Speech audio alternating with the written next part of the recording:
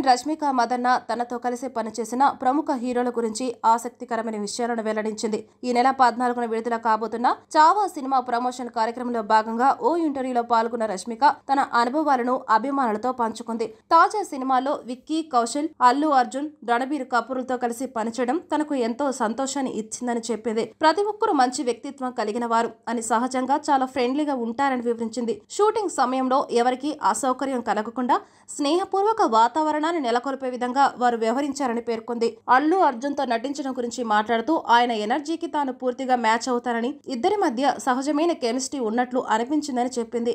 ఆయనతో స్క్రీన్ పై కలిసి పనిచేయడం చాలా కంఫర్ట్ గా అనిపించిందని చెప్పింది.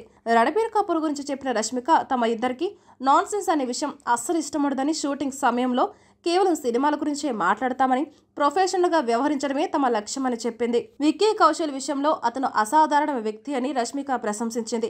ఆయన వంటి వ్యక్తులు చాలా అరుదుగా ఉంటారని, తన కెరీర్ లో ఆయనతో పనిచేసిన అనుభవం మర్చిపోలేని ఒక గొప్ప జ్ఞాపకం అని పేర్కొంది. వీరంతా తనకు మంచి సహోద్యోగులే కాకుండా గొప్ప వ్యక్తిత్వం ఉన్నవారన్న విషయాన్ని వెల్లడించింది.